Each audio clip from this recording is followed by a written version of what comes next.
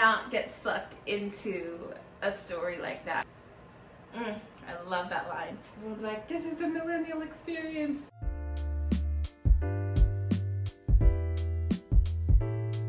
Hey guys, we are talking about the books that I'm super excited to read. I'm gonna share a little bit about why I want to read them, what I hope to get from them, because I think, you know, that's how books suck us in, is by the ideas that we think we're going to get close to. So here we go. Sound off in the comments below and let me know if any of these books resonate with you and if you have any suggestions for me. I look forward to talking to them there. The first book is The Many Daughters of a Feng Moi by Jamie Ford. This book just sounds like exactly what I need. So let me take you through the synopsis. We meet a poet. She's actually a poet laureate. Her name is Dorothy, and she has made poems about her mental health struggles and her disassociative episodes. Then she has a daughter, and she's starting to notice that as the daughter's growing up, she's starting to exhibit the same behavior that she struggled with. And on top of that, she's starting to notice that the child is remembering things from her ancestors, things that like a child should not know. So noticing these two things, Dorothy's like, oh my gosh, my daughter cannot go through this with me. I want to make sure that I get the help that I need so she can get the help that she needs, so she does not have to struggle the way that I struggled with my mental health. And so she goes and she seeks help, and that help comes in the form of an experimental treatment where you take it and it's designed to mitigate your inherited trauma. Considering all the conversations floating in social media right now around trauma, does this not sound like what everybody wants, right? Everybody wants to fix their inherited trauma. They want to break the cycle. And so I just thought this novel was so on time. And so through that treatment, she actually goes and intimately connects with the women that have come before her. So she meets Zoe Moi, Lai King Moi, a few other Mois, and they all have different lives. One is a tech exec who has created a unique dating app. Another one is a nurse in China working with the flying tigers. Another one is stuck in San Francisco during an epidemic. And then we also meet the original, a Feng Moi, the first woman in their family to come to America from China. And so we go back through all these lives within the Moi family, and through that, you know, I think we're going to get to explore how all these women have gone through things that imprinted on Dorothy. Now, that's already amazing. I want to get into it. But on top of that, there is a stranger that is searching for her through this entire journey. The synopsis says, a stranger who has loved her through all of her genetic memories. I love that line. So there's someone that's searching for her through all of this as well, and I just feel like it's going to be really transformational. I love generational books. The very first generational book that I've loved so dearly is Homegoing by Ya JC.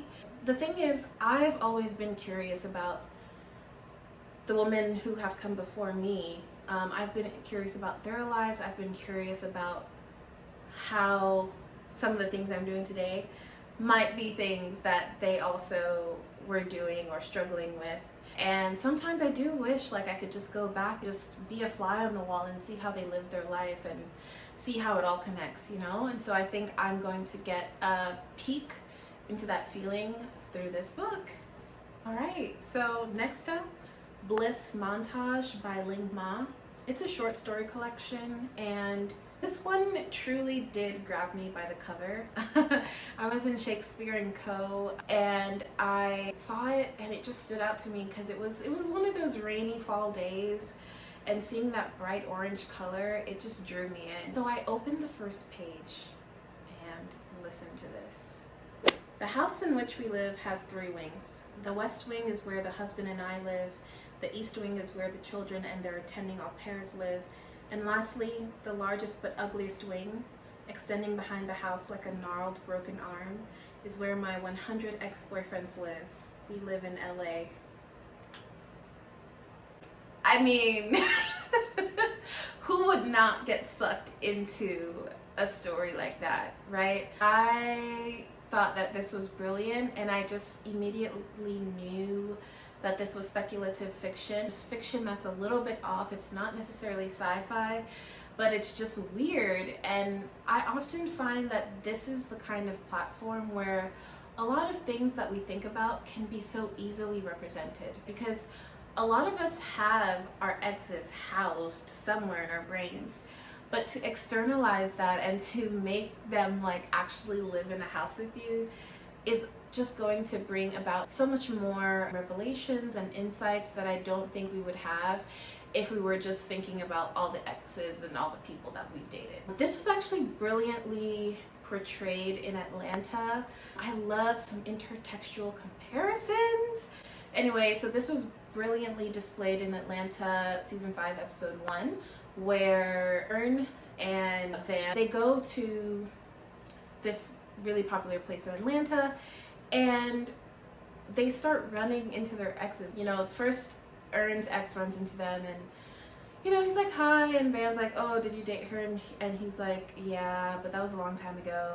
And then, you know, Van teases her a little bit, and then Van runs into an ex and he's like, oh, is that someone you used to date? He's like, yeah. And then like they start to realize, like, wait a second, I'm actually starting to see that there are a lot of people that I've dated here. And they eventually realize that they're stuck in a time loop where all their exes have been stuck for like the last 10 years. It's an interesting vehicle for them to talk about what their current relationship feels like. And so I just thought that it was such a great intertextual comparison, and I can't wait to see how Ling Ma really brings this story to life. It also sounds a little bit hilarious. Like, I'm expecting to laugh a little bit with this book. There are some other stories in there that she's going to touch on. Like, apparently there's a story that's based on a toxic friendship that has been built around a drug that makes you invisible. I can only imagine how wrong that friendship can go if like you're both disappearing out of nowhere all the time. And then there's another one where you can be healed of anything if you're willing to bury yourself alive. You know, just weird shit like that. I love that. I love that so much. So I'm excited to read this one. Next up, we have a book that I see myself in it. It's called All This Could Be Different by Sarah Thinken Matthews. It's a novel, and I'm anticipating this to be like my millennial representation book, right? So, you know, I think a lot of people found millennial representation through, what's that book?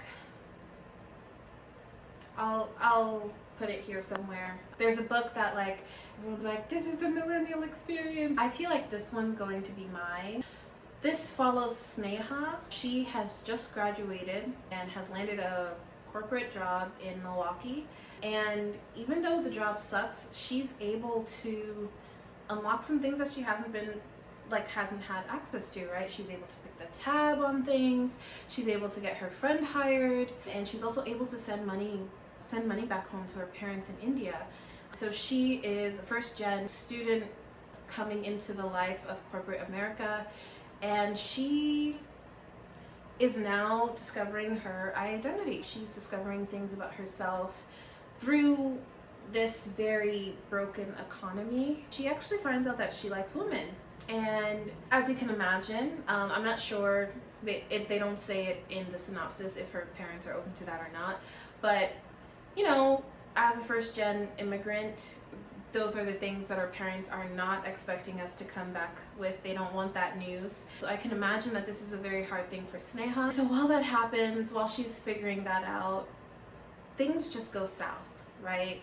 Jobs are lost, evictions are looming, and her friend, the friend that she got hired at her company, is like, listen, all this could be different. And apparently that solution is like what we're going to find out in the book. What is it that this friend proposes that is so crazy and like, oh my gosh, and so like high stakes? So I can't wait to see what they come up with. I just see myself in this so hard. Just being the first person in your family to work in corporate America, and navigating that while also figuring out your identity, and not just sexuality, but in terms of just exploring intimacy, right? I think even something that is mentioned in the synopsis is that Sneha starts to realize that she can't trust anyone, or she doesn't feel super close to anyone, even though her relationships are deepening. She's starting to realize that there's an intimacy blocker there. And I think that's what resonates with me, is as much as I'm, or have always thought that I've been a person that has been super connection loving, and I want to be intimate with all my friends, and like I want to love, I am actually quite afraid of it. I'm actually quite withdrawn sometimes, and I just can't wait to explore and to see if I find any answers in this book. So I'm really looking forward to that. I really do feel like this is going to be like my millennial anthem book. So next up we have Song of Lawino and Song of a Call by Okot Pipitek. He's a Ugandan author, and he actually published this epic poem back in 1984. I'm really excited to read this one. So it's essentially an epic poem divided by two perspectives. So Song of Lawino is the woman's perspective, and she is lamenting about how her husband is discarding his culture in favor of Western culture.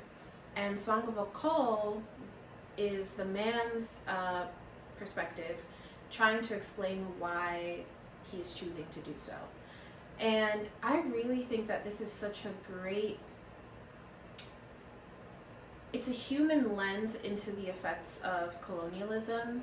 You know, I think often when we think of colonialism, we think about the macro effects. We think about land being taken, and we think about all the physical things that happen, the physical impression that colonialism left.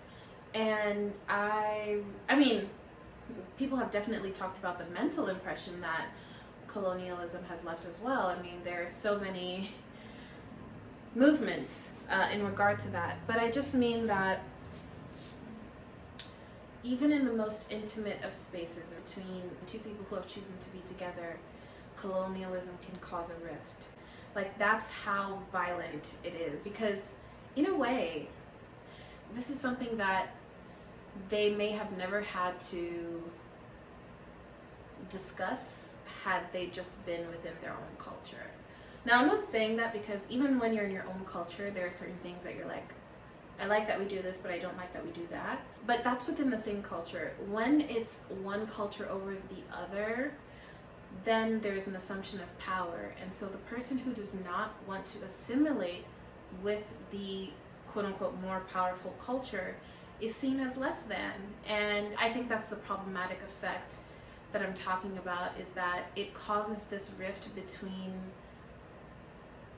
a once relatively equal space. And yeah, I'm just really excited to see where that takes me. I've always been interested in how couples navigate these hard things. It gets really hard when you disagree on the outlook of the world, when you disagree on realities. So I can't wait to see how Pipitek structures this. I can't wait to see the new insights that I get from reading this poem. Lastly, we have Our Wives Under the Sea by Julia Armfeld. I'm so excited for this one. I found out about this one through Noel Gallagher, and I also saw it in store at Shakespeare & Co. And it gives me Interstellar, The Martian vibes. What happens is a biologist comes back from her mission where she was underneath the sea in a submarine, and she comes back to her wife, and the wife senses that something is off, but she can't quite put her nose on it.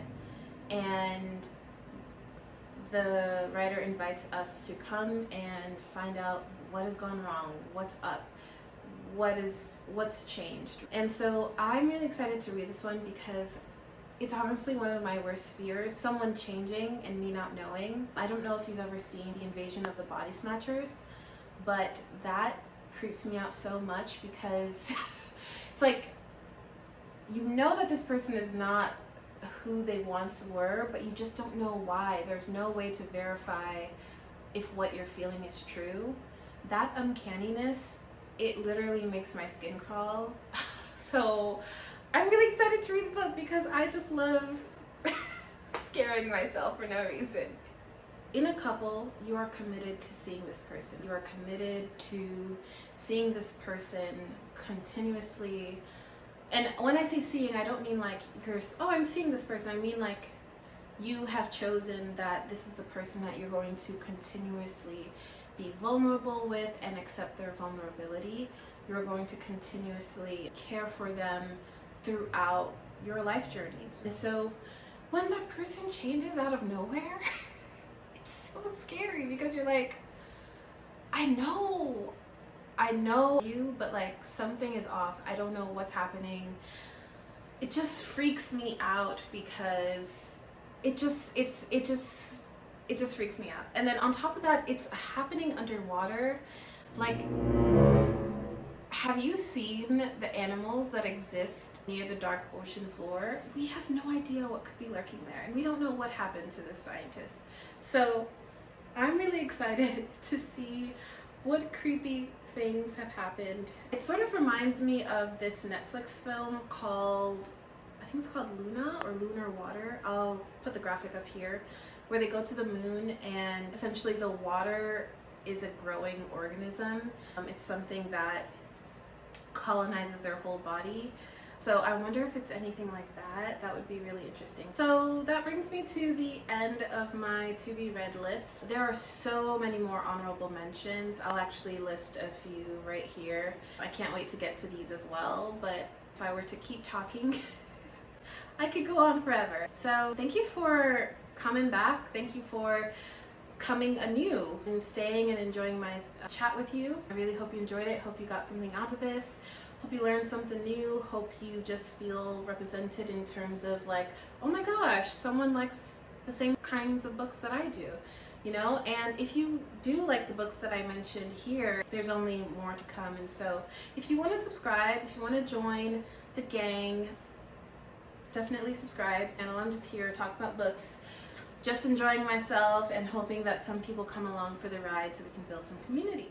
Oh, by the way, I did just want to share like screenshot of words. I think it's a super cool thing and I just want to geek out about it. So, you know that moment when you're reading and the read is so perfect, you're just like, this is the most beautiful thing I've ever read, and you just can't help but take out your phone and take like a screenshot or a picture of the words if you're reading it on a physical book.